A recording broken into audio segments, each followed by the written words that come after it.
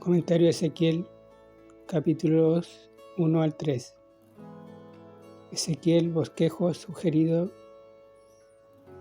ordenación del profeta, capítulos 1 al 3. Condenación de Judá, capítulos 4 al 24. Una nación desobediente, 4 al 6 al 7. Una gloria que se va, 8 al 11. Una nación bajo disciplina, 12 a 24. Condenación de las naciones gentiles, 25 al 32. Restauración del pueblo de Dios, 33 al 48. Regresan a su tierra, 33 al 36. Experimentan una nueva vida y unidad. Capítulo 37. Los protegen de sus enemigos, 38 y 39. Adoración aceptablemente al Señor, 40 al 48.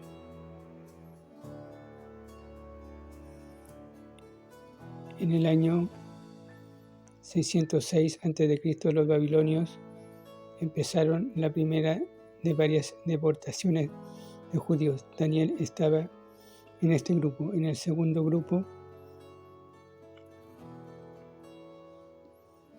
597 a.C., estaba el joven Ezequiel, que para ese entonces tenía alrededor de 25 años. Lo llevaron a Tel Aviv, cerca del río Kebar. Allí vivió en su casa con su querida esposa. 5 años después de que Ezequiel llegó a Tel Aviv, Dios lo llamó a ser profeta, cuando tenía 30 años, 592 a.C. Este fue el sexto año antes de la destrucción de Jerusalén en el año 586, de modo que mientras Jeremías ministraba al pueblo allá en su tierra natal, Ezequiel predicaba a los judíos cautivos en Babilonia. Como Jeremías, Ezequiel fue un sacerdote llamado a ser profeta. Su libro también puede dividirse en 3 secciones. A continuación del llamamiento del profeta en capítulos 1 al 3. 1. El juicio de Dios sobre Jerusalén, 4 al 24. 2. El juicio de Dios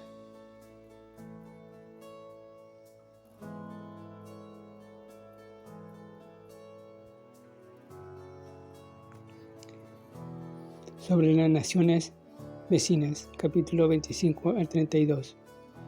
Y 3. Dios restaurará a los judíos a su reino, capítulo 33 al 48. Los capítulos 1 al 24 fueron dados antes del asedio de Jerusalén, los capítulos 25 al 32 durante el sitio a Jerusalén y los capítulos 33 al 48 después del sitio, aun cuando el profeta estaba en la distante Babilonia, pudo ver los acontecimientos en Jerusalén mediante el poder del Espíritu de Dios. Ezequiel no solo proclamó el mensaje de Dios al pueblo, sino que tuvo que vivirlo delante de ellos. Dios le ordenó que hiciera una serie de actos simbólicos para llamar la atención del pueblo. Jugar a la guerra, capítulo 4, versículos 1 y 3. Acostarse de un lado durante cierto número de días. Capítulo 4, versículos 4 al 17. Rasurarse al raparse el cabello y la barba. Capítulo 5, versículos 1 al 4. Actuar como alguien que huye de la guerra. Capítulo 12, versículos 1 al 16. Sentarse y suspirar. Capítulo 21, versículo 1 al 7. Lo más difícil de todo, que su esposa muriera. Capítulo 24, versículos 15 al 27. No era fácil ser profeta.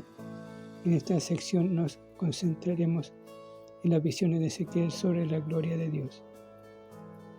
La gloria revelada, capítulo 1 al 3. Ezequiel, Dios fortalece, era un sacerdote en cautiverio. Capítulo 1, versículo 1. Y por tanto no podía ejercer su ministerio, ya que estaba lejos del templo y del altar sagrado, pero Dios le abrió los cielos y le llamó a que fuera profeta. 5 años estuvo cautivo antes de que le llamaran. Los sacerdotes empezaban su ministerio a los 30 años. Capítulo 4, versículo 3.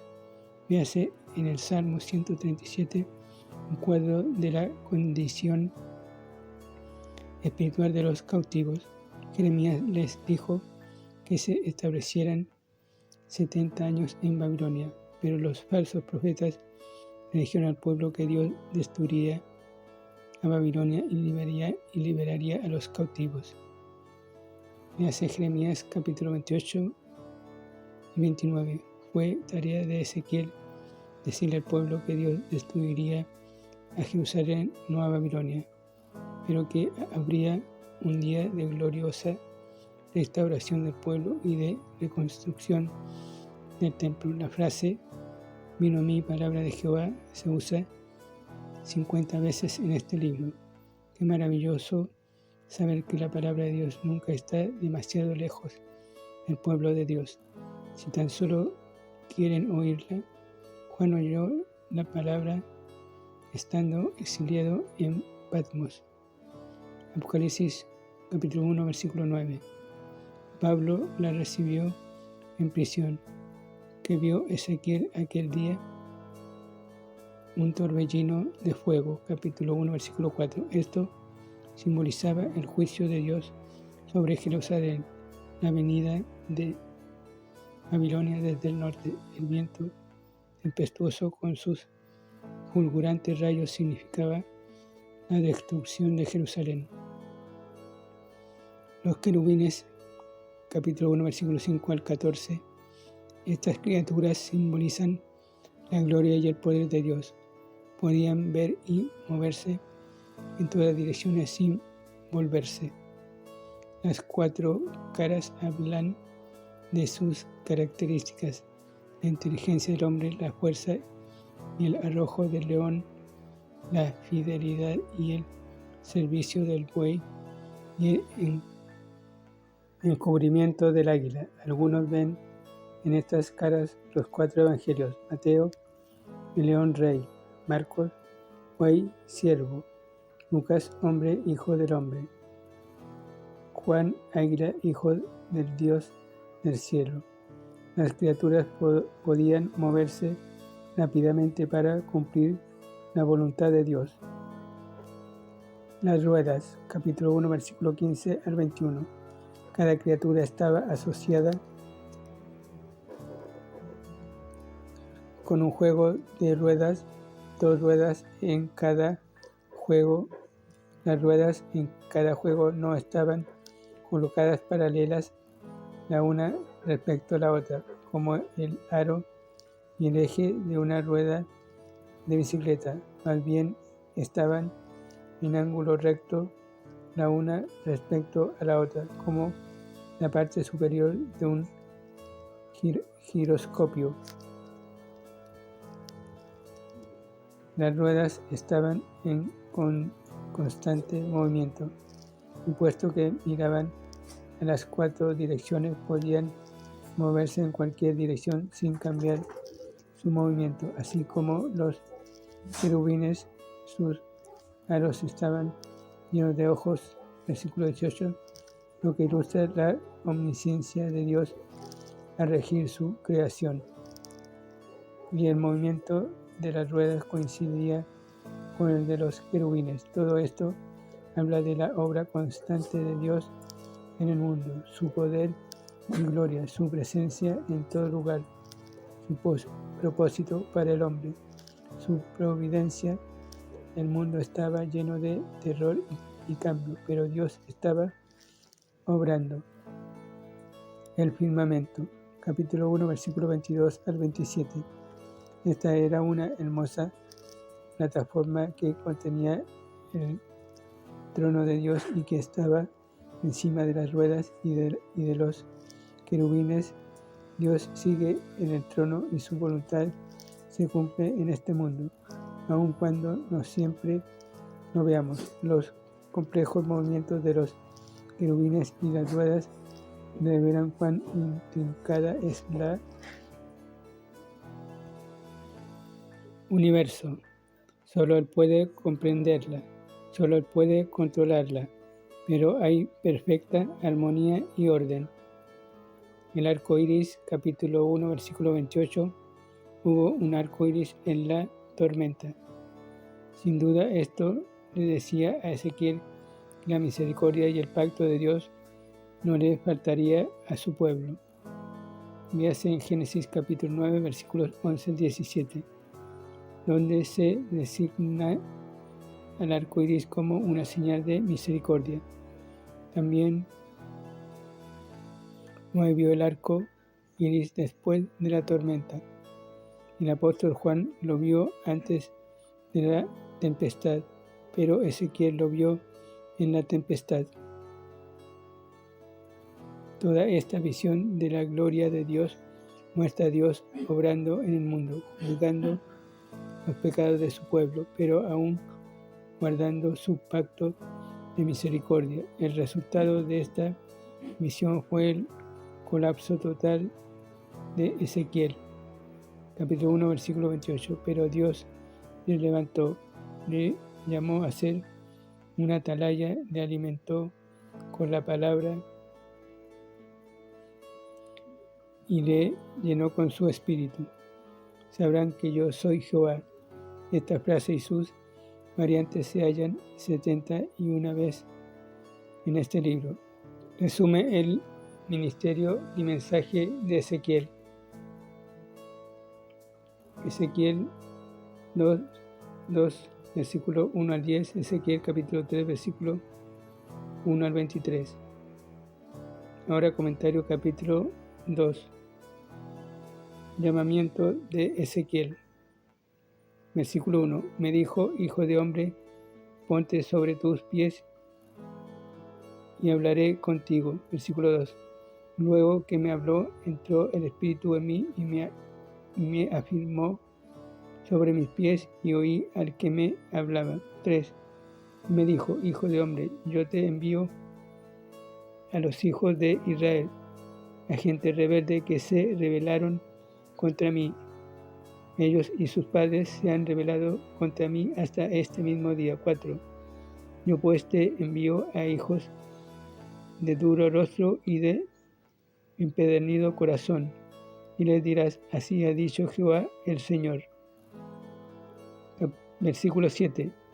Les hablarás, pues mis palabras escuchen o dejen de escuchar, porque son muy rebeldes. Versículo 9. Y miré, y aquí una mano extendida hacia mí, y en ella había un rollo de libro. 10. Y lo extendió delante de mí, y estaba escrito por delante y por detrás, y había escritas en él endechas y lamentaciones y ayes. Acabemos la encomendación a Ezequiel para no dejar de decir lo que Dios le había anunciado. Veamos ahora comentario capítulo 3, versículo 1. Me dijo, hijo de hombre, come lo que hayas, come este rollo y ve y habla a la casa de Israel. Versículo 2. Y abrí mi boca y me hizo comer aquel rollo. 3. Y me dijo, hijo de hombre, alimenta tu vientre y llena tus entrañas de este rollo que yo te doy. Y lo comí y fue en mi boca dulce como la miel.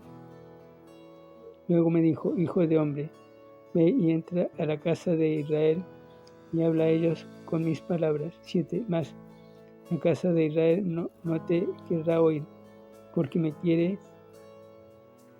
no me quiere oír a mí, porque toda la casa de Israel es dura de frente y obstinada de corazón. Versículo 10. Me dijo: hijo de hombre, toma en tu corazón todas mis palabras que yo te hablaré y oye con tus oídos. Acá vemos la exhortación a poner las palabras de Dios, la Biblia, en el corazón con oídos atentos. Muchas iglesias no ponen la Biblia en su corazón porque no la entienden. Por eso buscan supuesta nueva profecía y señales para sentirse seguros y cómodos en su religión, creyendo que por solo imitar y repetir lo que dice la Biblia tienen el Espíritu Santo.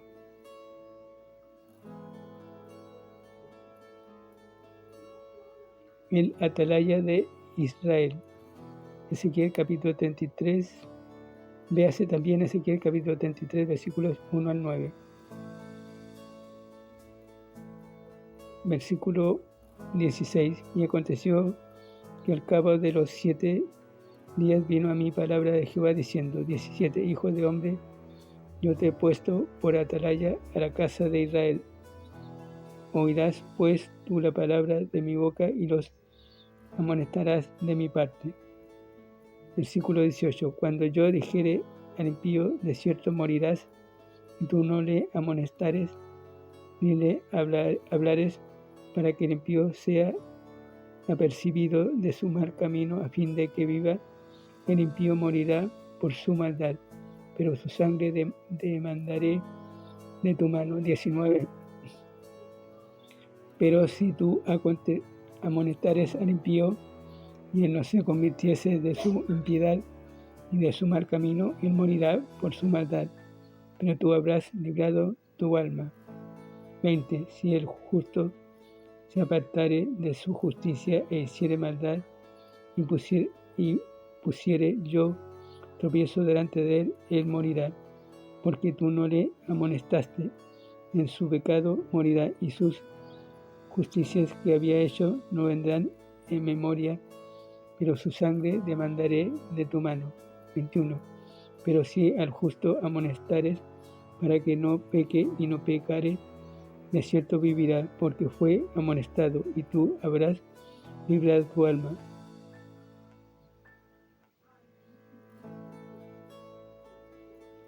Condenados con el mundo, el profeta mudo. Versículo 22. Vino allí la mano de Jehová sobre mí, y me dijo: levántate y sal al campo, y allí hablaré contigo.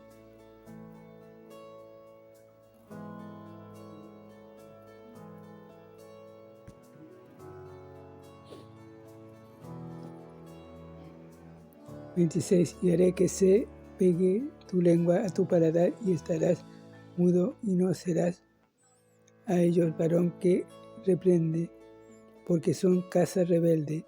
27. Más, cuando yo te hubiere hablado, abriré tu boca y les dirás: así ha dicho Jehová el Señor. El que oye, oiga, y el que no quiere oír, no oiga, porque casa rebelde son. Nosotros somos atalayas a nuestro prójimo. No solo debemos amonestar a los inconversos, sino también a los creyentes, porque en cuanto al pecado, Dios no puede hacer